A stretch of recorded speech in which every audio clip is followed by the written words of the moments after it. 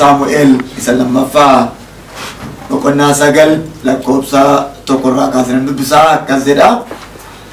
Gaaf tokko Daawitii maatii Saa'ol keessaa namni hafe jiraaree? Namni hafe jira yoo ta'e ani Yoonaataaniif jedhee gaarummaa isatti agarsiisuu nan barbaada jedhee. Ameen. Ameen. Har'a waan isin dubbiidha jettanii yaadne yookaan immoo sagaleedha jettanii yaadne sagalee godha isinitti dubbadhe. Sammuu mo'amerraa fayyuu. Ameen. Mina dhugaa jira jecha kana. Sammuu mo'amerraa fayyuu. Ani dhugaa balaa'edha. Sammuu mo'amerraa fayyuu. Maal jechuudha sammuu mo'amerraa fayyuu jechuun? Sammuu mo'amaa. Sammuu mo'amaa. Yeroo baay'ee namoota dhibee sammuu yaalan dhukkuboota alaalfanii sammuu miidhan fayyisuun salphaadha. Dhukkuboota alaalfanii keessa sammuu namaa miidhan fayyisuun salphaadha. Garuu dhukkuba keessaa ka'e sammuu miidhe fayyisuun hin ulfaata. Kanuma abbichi ofitti fide jechuudha. Namoota hospitaala sammuu namoota doktorota jiran ogummaa adda addaa gaafattan yeroo baay'ee gorsa kennu. Gorsi namichi si gorseef siin galu keessa keeti wanti gorsichaa wajji walii galu hojiraate garuu sii galu. Macaa qulqulluu yeroo dubbifnusi namoota sammuudhaan booji'aman sammuu mo'amaa namoota baatanii adeeman lakkoofsan qaban. Namoota hedduuni seexannis kan sammuu isaanii mo'e, yaadi namaa kan sammuu isaanii mo'e, hafuurri addaan kan sammuu isaanii mo'e, sammuu mo'amaa waaqni waa gargaaru. Sammuu mo'amaadhaan jiraatu. Sammuu mo'amaa moo yoomiyyuu gargaaruu hin dandeessan. Nama sammuun isaa ati duutee tattiin jedhen yoomiyyuu ati fayyaa dhachuu hin dandeessan. Sammuun isaa maal jedhee wanti ta'e? Maal jettan? Duutee taa'ee ati ma fayyaadhaa hin fudhata namni kun. Du'aadha wanta ta'e maal hin ta'u? Sin dhaga'u. Nama sammuun isaa ati rakkataadha jedhee ati sooressa jechuu hin dandeessu. Fakkeenyaaf amma sammuun kee ati mo'amaadha siin jedhamu ati moota siin jedhamee gaaffitti gaafadha. Na deebisa waaqa sodaadhaati. Nama siraan gaafadha sammuun kee maal siin jedhaa jedhaa jedhi. Moota jedhee mo'amteetta siin jedhaa jedhaa jedhi. Hin duuteetta namoo jirta jedhaa jedhi. Akka sammuun kee siin jedheedha jedhi. Ameen. Waan hin taane sitti himu akka maal siin jedheedha. Waan nama dhibu waaqa lama qabna miti. Waaqa kana lachuu miliquu hin dandeenyu. Waaqi kee tokko sammuu makeeti. Sammuu kee namni dhokachuu hin dandeessu. Attees dhokachuu hin dandeessu. Sobdees dhokachuu hin dandeessu. Waaqa kee sammuun kee. Siif waaqa kee. Waaqa waliigalaa tokkicha qabna. Waaqa ofii keenya sammuu keenya qabna. Nu oolchatu hin ta'in kan miliquu hin dandeenye jechuudha. Sammuun keenya kun ati hattuu asii hoosiin jedhati maaluma? Maal jettan? Ati sobdu yoo sin jedhu sobdu yoo taasaaye sammuu taasaaye haasaan sammuu cimaadha. Namoota tokko ituma deemanii reattention ta'u hin namu hin birratu ituma ta'anii birratanii namu.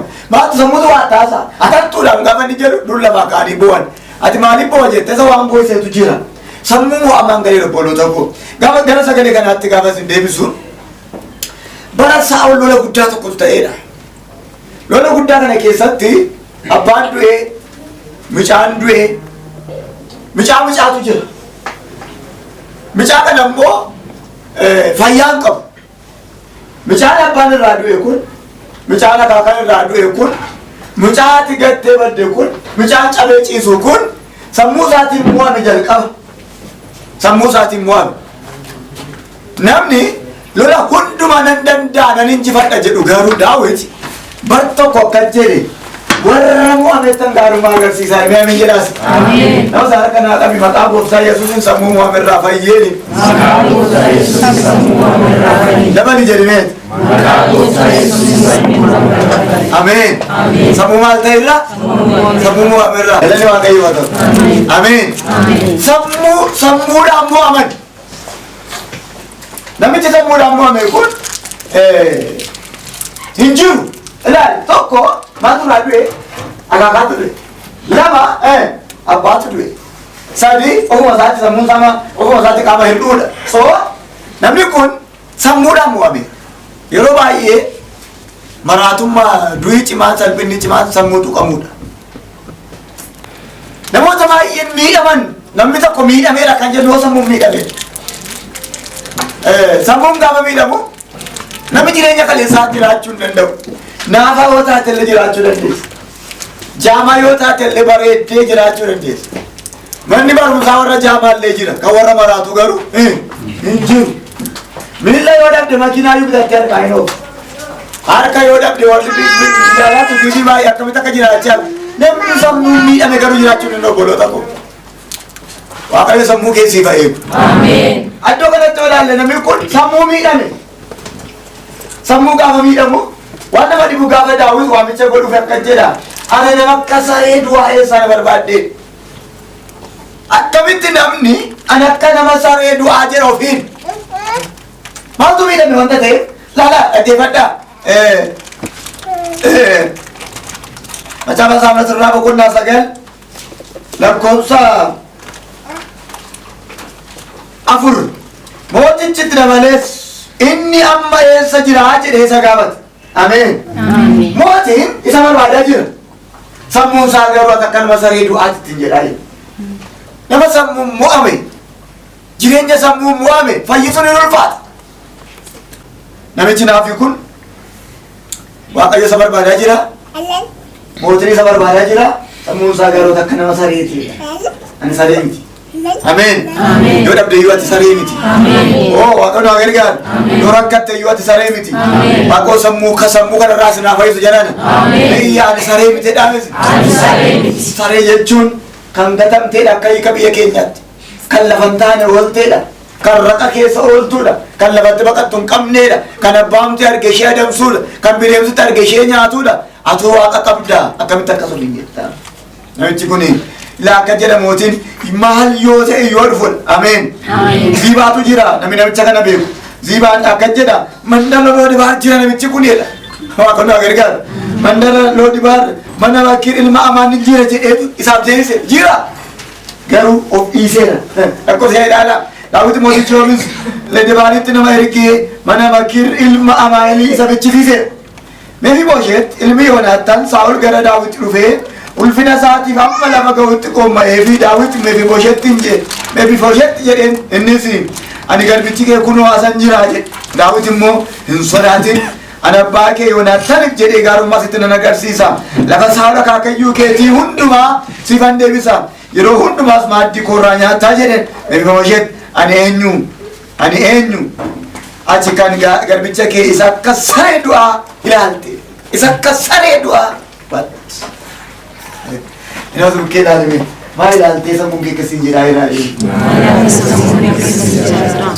Inatti assaraaru no kan abbaa kee iyyuu miti kan akaakayyuu kee sifan deebisa amiin jedha maal jedha. Nama isaa tashitti godhi hunduu sii deebi'a akka saree tokko ilaalinee. Namicha maaltu miidhe sammuun miidhame. Yoonaataan abbaan koo du'eera. Saa'ol akaakaan koo du'eera. Haati koo hin jirtu. Fayyaa hin qabu hojjettuun lafaan dhooftee na cabsiteetti. Soo ani maali? Ani saree. Saree keessaa usa qaba. Isheen jirtu iyyuu miti hin jedhimi. Isheen duutuu ishee ajoofteedhaan. Mefibooshet kan miidhame sammuudha. Ameen.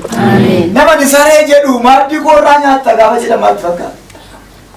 Daawiti koomuma waan rakkachaa itti fakkaatan Daawiti maaddii isaarraa nyaattisu malee sammuun namicha maalitti hin jedhaa ati sareedha. Ati saree keessaa biyya kamiidha? Jedhan namee wayyaa akkam bareeddee citanii uffattanii kiitifoo akkamii uffattanii sammuun keetti nama miti kiitifoo akkamii nyaattanii sammuun keetti nama miti osin jedhe maal goota. Dhuguma qabeenyas dhabee nama du'e nagarreen. Beekumsa dhabee nama du'e nagarreen. Sammuu keenya hamoo Waaqayyo. Beeyyaa Waaqayyo sammuu koo moo jedhamesi. Waaqayyo sammuu koo moo'i. Dabalame sammuu koo irratti moo jedhamesi. Sammuu koo fayyise jedhamesi. Ameen. Maaddii koo irraa nyaatta. Yeroo Waaqayyo nama akka nama saree du'aati. Waa'ee. Namicha kana namsi baaqaa fadhume namicha kana tu agartee eenyuun fakkaatatte yaaddaa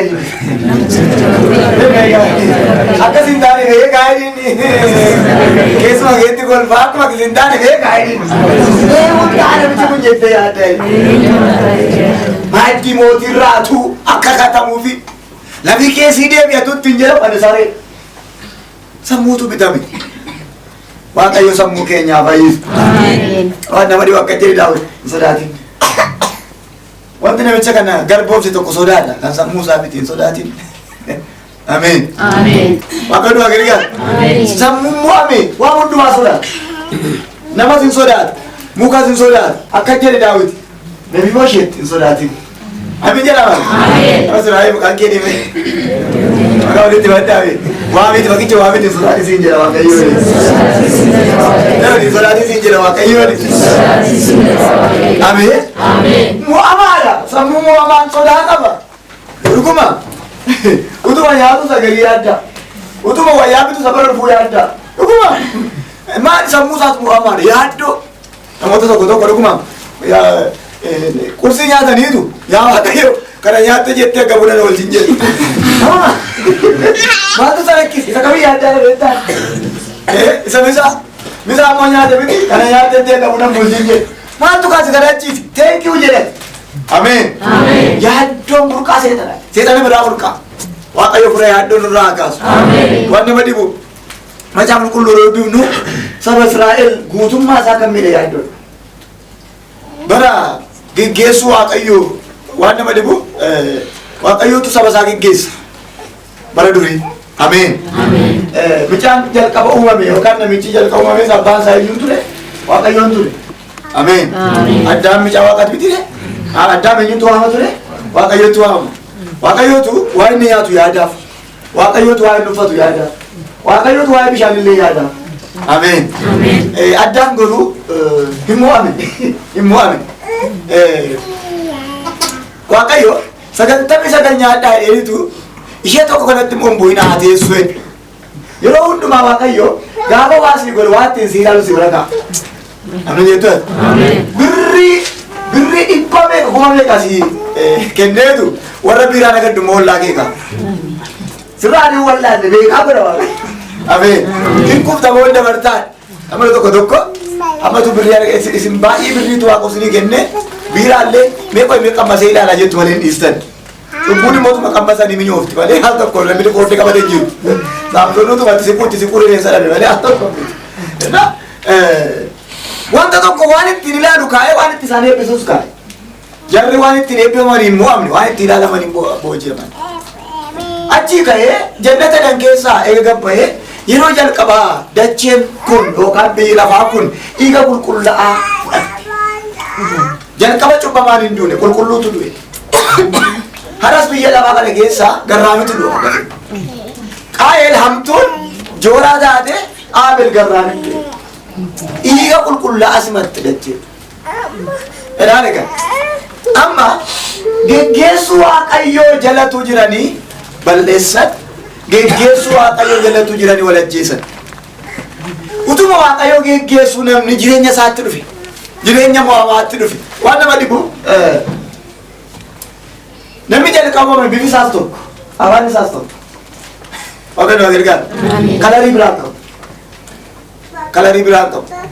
Akka seenaan kaa'utti Addaam jireenyaaf dhiigaa kana fakkaata. Uumama qonnaa ja'a irratti garuu namatu wal make. Diimaaf gurraachatu wal make. Diimaaf adiitu dhufe. Kalariitu adda adda bahe uumama qonnaa ja'a. Uumama qonnaa kudha tokkotti immoo afaan adda adda bahe. Kalariin adda adda bahe, afaan adda adda bahe, namni bulchiisa Waaqayyoo dhiise bulchiisa mataa isaa ture. Ilaali egaa. Seexan nama karaa argate. Seexanni yeroo hundumaa jalqaboota waliin gadi karaa barbaade. Waaqayyo gargaara. Jaartii tokko toodhani yeroo sooromti natti fakkaata.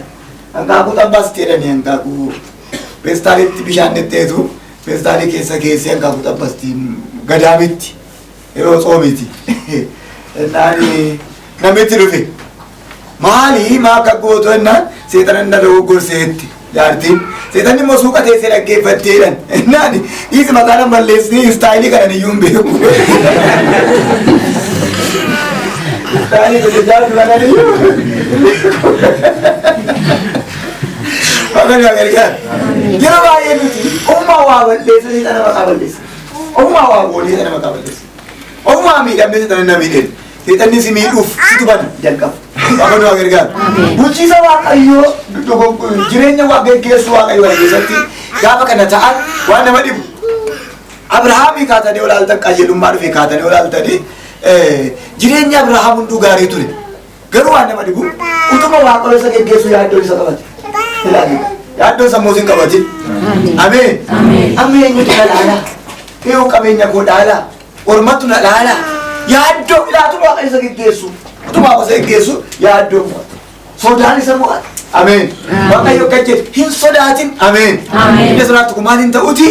Sinaanuti. Sammuun isaa mo'amee obboloota koo. Eewuun na dhaala. Abaluun na dhaala. Abaluutu qabeenya koo fudhata. Amma yeroo baay'ee isinii jiraachuu keessa ittuu barii qabeenya keessanii yaaddoftu.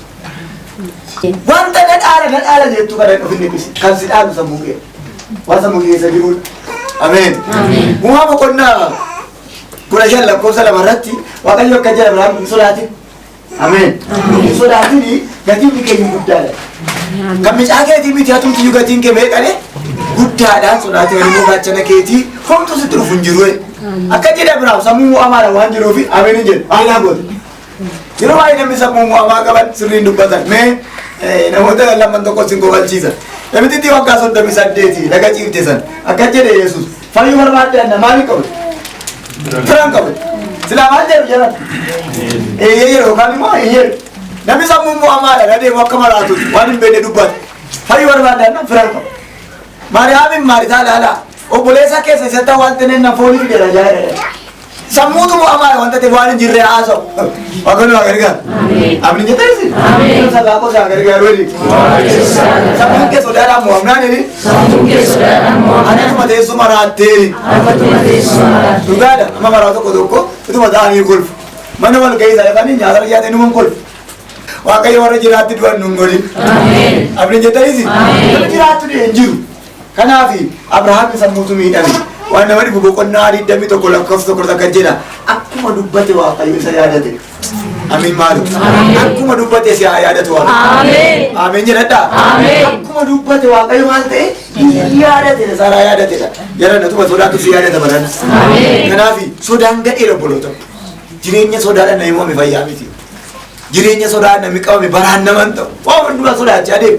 Yoo muki sokoo seesinii yoo sokoo seesinii sammuun ijoollee sammuun murteessaadha. Sodaanisi keessaa habadu maqaa Yesuusin. Ameen. Akka jedhe Daawit Mefibooshetti wanti hundumtuu jira. Ati amma maalirraa fayyi dursi? Maalirraa fayyi? Sodaa kanarraa fayyi. Ameen. Ameen. Nan du'aarraa fayyi. Yeroo baay'ee isinii waan maxxannoo ishee gaafa dhukkubfattan akka nama kanaan dura du'ee beeku. Akka kanaan dura nama muuxannoo ishee qabu anoo nan du'e akkamitti du'u? Hin beektu akkamitti duute? Dhukkubii guddateef nama ajjeesu jalqaba sammuu si ajjeesa. Waaqayyo nu gargaaru. Ameen. Namni du'ee gale jira namni muuxannoo ishee qabu. Namni tokko hin jiru. Egaa beektanii hin duuta wanta hin du'inaaf. Ameen. Ani beekee hin du'e laagaan. Moo muuxannoo isaa qabdu? Galanni Waaqayyoof haa ta'u. Waan baay'ee sodaan miidhamne namni kun ani akka nama sareeti jechuurraa kan inni ittiin fooyya'u jalqaba sodaa dhiisuu qaba jedha. Ati jalqaba sodaan dhimmitan amma raanuu fayyadu. Waa barbaadan sitti godhan nu fayyitu ati. Waaqayyo nu gargaaru. Ameen. Ameen. Waa barbaadan sitti godhan nu fayyitu. Namoonni baay'ee waan xinnoo ishee abdii kutatan du'aniiru. Jara na Waaqayyo lafa dhumeetti dhufa. Ameen. Ameen. Mefibooshetti hin sodaatin. Ameen. Ameen. Akka sareetis hin jedhin. Ameen. Ameen. Jireenyi koo jireenya ushaa ta'u namoonni. Jireenya ushaa saree jireenya saree. Waaqayyo fara akkasanurraa kaasuu obboloota koo. Ameen. Ameen. Ilaa akkan jedha ani eenyu?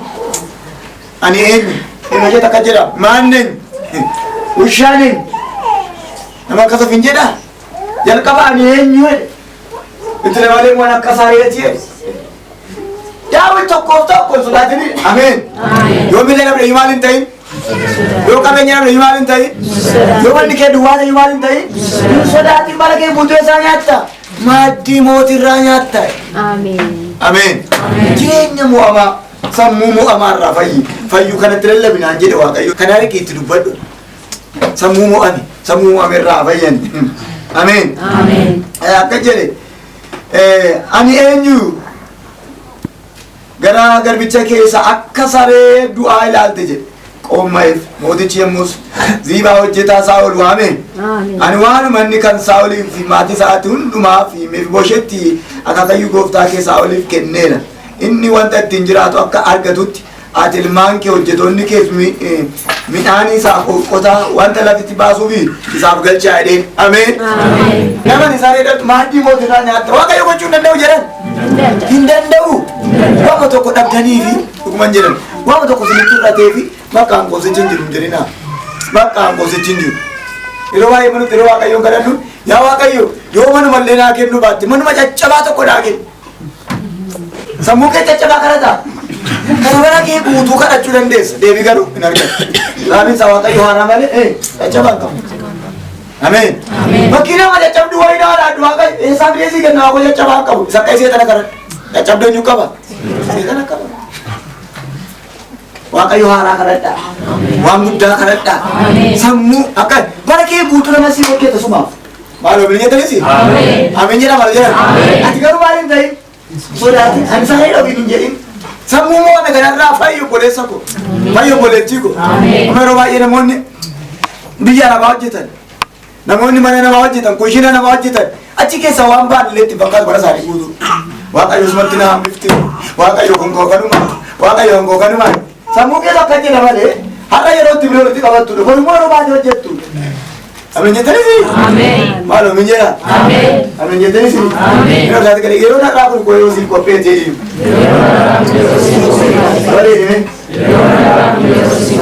Ani waan tokko sitti dubbaddan sagalee waaqayyo maayidha. Namni waaqayyo qabaa hundumaa beekaa. Qabaa waa beeka. Qabaa namaas, qabaa biyyaas, qabaa birris beeka. Namni eenyu? Namni waaqayyo. Adama nama waaqayyo ta'es naan galu. Ilaali. Yoo birrima meendaan kee 1,000 ta'e wajjin kee moo 2,000 kan kee. Waaqayyo waa gargaara. Ameen. Hamma gaafa daakoo bitattu maaliif irraa funyaatu? Amma gaafa immoo qodiyyoo bitattuutti maaliif irraa hoolaan bitattu ati? Waaqayyo waa gargaara. Ameen. Abdii godhadhu. Ameen. Ameen. Jireenyaan jedhe. Kun namummaadhaan jedhe. Namni akka kee waaqayyotti tole hin jiru. Nama akka kee waaqayyo bareechee hin jiru. Ameen. Ameen jedha. Ameen. Maani maqaan isaa raajii kanatu Ermiyaastu waaqayyo isin ergadha ani giingeedha. Ani giingeedha naaf biraa ergadhu. Waaqayyo immoo kan jedhe gadameessa garaa keetii keessattan si beekaa jedha. Ermiyaas gadameessa keessatti akka giingee ta'e bare immoo gadhalatee booddee bare. Eegalatee yoo waggaa meeqa booddee taattanii yaaddu? Eegalatee yoo waggaa 7 booddee baa ta'uu danda'a. Kun afaa booddee ta'uu danda'a. Kan inni giingee ta'uu isaa bare. Waaqayyo godhu eessattin si beekaa jedha. Akkuma giingee taate iyyuu garaan mee keessatti si beeka garuu suma ergadhaa. Ameen. Waaqayyo dursee si beeka. Waanuma amma keessatti kadhatu waaqayyotti himte duruma iyyuu beekaa siin jedha waaqayyo. Maal gootan? Galanni waaqayyo bada. Waaqayyo nama na jibbaa jedhatti anis duruma iyyuu beekaa jedha. Gara barmee keessatti iyyuu si beekaa. Waan waaqayyo si beekuuf waan waaqayyo waa'ee kee beeku sammuu moo amaanirraa fayyiiti taa'ee kadhadhu. Ameen. Gaafa kadhattu sammuu nan argadha jedhu kadhadhu. Sammuu deebii qabu. Ameen jetteesi? Sammuu mee inni mataa sammuun keenya yeroo baay'ee yoo kadhateesi namoonni baay'ee sagantaa kan dhattanii sagantaa manna keettee namatti himuun malee deebiidhaaf hin dhattan. Lammaffaa immoo waama tokko naqee ilaalamee jettee dhattu. Waama xinnoo tokko malee yoo birrii dhabdellee birriin argadhatte hin beektu fuulduraa bu'ee gaafa dhattu. Waan tokko sitti dubbaddan. Tajaajilli koo holistikii ollantinaawi. Ameen. Birrii duwwaa sitti lallabu mootummaa waaqaa duwwaa sitti lallabu. Lachuu sitti lallabu lachuu mootii barbaachisa. Ameen.